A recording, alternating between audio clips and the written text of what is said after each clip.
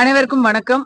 இன்று கும்பகோணத்தில் அந்தணர் சட்ட பாதுகாப்பு பேரணி மற்றும் மாநாடு, அதுல விருந்தினராக சிறப்பு பேச்சாளராக நான் கலந்துட்டு இருக்கேன். ஏன்னா இது முதல்ல நவம்பர்ல சென்னையில நடந்துச்சு. அங்க நான் என்ன பேசினேன், அதுக்கப்புறம் என்னெல்லாம் நடந்ததுன்னு எல்லாருக்கும் தெரியும். அதுக்கப்புறம் மதுரையில வெற்றிகரமா நடத்திருக்கிறாங்க. அகைன் எல்லா கட்சிகளையும் எல்லா சமூகங்களையும் இணைத்து இது மூன்றாவது. என்னுடைய ஆசை என்னன்னா, இந்த மூன்றாவது மாநாடு போல இனி மேலும் மேலும் அந்தணர் பாதுகாப்பு வேண்டும், அந்தணரை இழிவுபடுத்தும் மடமையை கொளுத்த வேண்டும் அப்படிங்கறதெல்லாம் இத்தோட முடிஞ்சு அந்த கோரிக்கைகள்லாம் நிறைவேறப்படணும் அப்படின்னு நான் நினைக்கிறேன். நிறைவேறும் வரை இப்படி மாநாடுகள் தொடர்ந்து கொண்டிருக்கும். மாநாட்டையும் கவனிக்கலன்னா அப்புறம் போராட்டம்னு ஆரம்பிக்கணும். தமிழ்நாட்டுல இப்ப போராட்டம் சீசன் ஆரம்பிச்சிடுச்சு. இன்னைக்கு ஐ திங்க் ஜாக்டோஜியோலாம் ஆரம்பிச்சுட்டாங்க. நியாயமான கோரிக்கைகளையும் மத நல்லிணக்கத்தையும் சமூக நல்லிணக்கத்தையும் இந்த ஆட்சியில கொஞ்சம் கவனம் செலுத்தணும் அப்படிங்கிறதுக்கு தான் இது.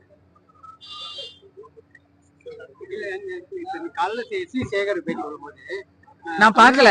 தமிழ்நாட்டுல ஒண்ணும் அந்தணர்களுக்கு பாதுகாப்பு நிலையெல்லாம் ஒண்ணு இல்ல, அப்படி மாநாடுலாம் ஒண்ணு அப்படின்னு தேவையில்லை இல்ல. எஸ்.வி. சேகர் அவர்கள் அவருடைய சொந்த அனுபவத்தை வச்சு அவர் சொல்றாரு. ஏன்னா இத்தனை நாள் அவரு பெண் பத்திரிகையாளர்களை ஆபாசமாக பேசியதற்காக பல விதமான வழக்குகள், அச்சுறுத்தல்கள், இப்படி எல்லாம் அவர் பாதுகாப்பின்மைய அவர் உணர்ந்திருப்பாரு. இப்ப எப்ப அவர் திமுக பக்கம் மொத்தமா சாஞ்சிட்டாரோ, இப்ப அவருக்கு அந்த பாதுகாப்பு நிறைய கிடைச்சிருச்சு. அத சொல்றாரு.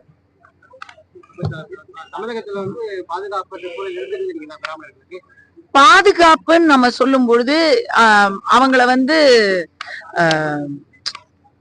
உடல் ரீதியா பிசிக்கல் அசால்ட் அப்படி நம்ம சொல்ல வரலங்க. பட் வெர்பல் அபியூஸ் அப்படிங்கிறது இங்க சாரி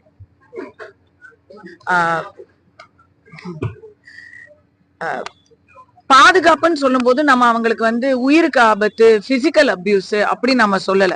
பட் ஒருத்தங்களுடைய உயிரை விட மானம் முக்கியம் இல்லையா? அவமானப்படுத்திக்கிட்டு இருக்கிறது, இழிவா பேசுறது, கண்ட பேர் சொல்லி பேசுறது, எப்ப பார்த்தாலும்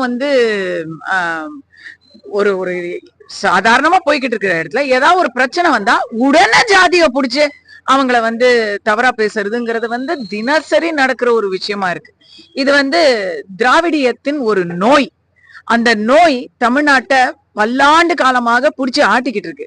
என்னைக்கா ஒரு நாள் அத நம்ம அந்த நோய்க்கு மருந்து கண்டுபிடிச்சுதான் ஆகணும். எத்தனை நாளைக்கு? இன்னும் பேஷண்ட் செத்து போனதுக்கு அப்புறம் மருந்து கண்டுபிடிச்சு பயன் இல்லை. இது கடைசி stage, critical stage. we have to do. இப்பத்தான் ஈவே ராமசாமி நாயக்கர் அவர்களுடைய கட்டமைப்புகளை பத்தி தலைவர்கள் பேசுறாங்க.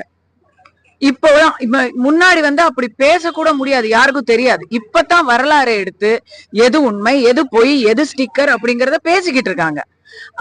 இந்த நேரத்துல தான் நம்ம அந்த கேள்வியை எழுப்ப முடியும், குரலை எழுப்ப முடியும். ஆமா, பிராமணர்களுக்கு தமிழ்நாட்டுல ஒரு நல்ல நிலைமை இல்லையே.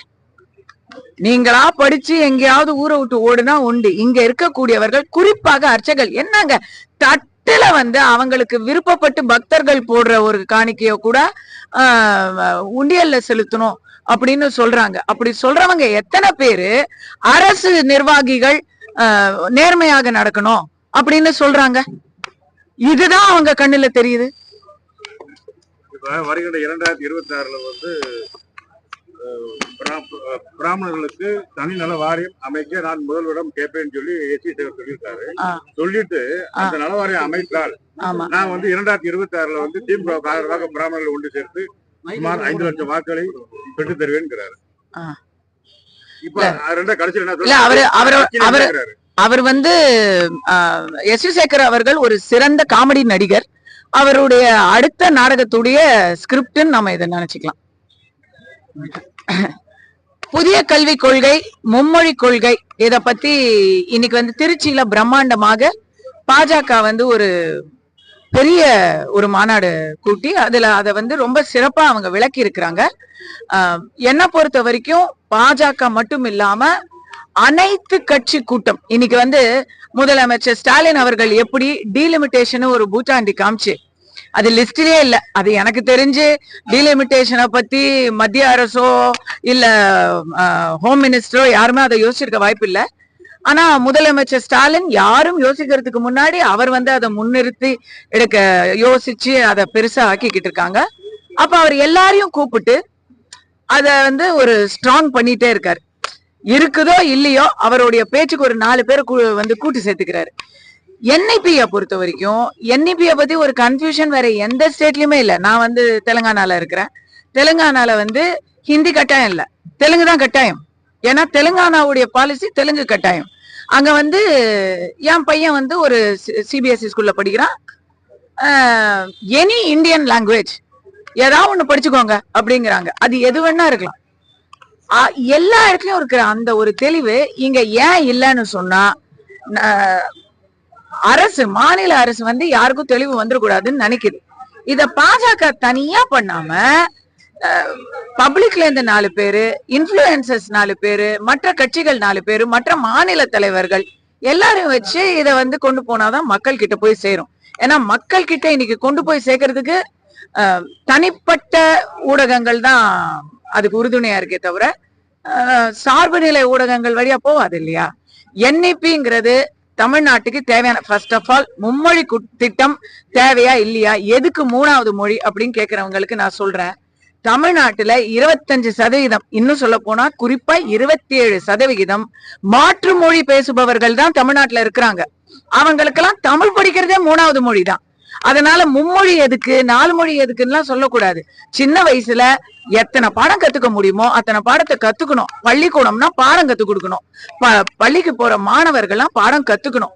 இது வந்து எனக்கு பயங்கர பிரஷரா இருக்கு, ஒரு மொழியை கத்துக்கிறது வந்து எனக்கு ரொம்ப பிரஷரா இருக்குன்னு சொன்னா அந்த பாடத்தை லகுவாக்கலாமே தவிர பாடமே இருக்கக்கூடாதுன்னு சொல்றது.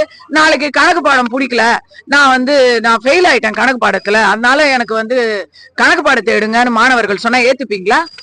அது அடிப்படைன்னு நீங்க சொல்ல மாட்டீங்களா?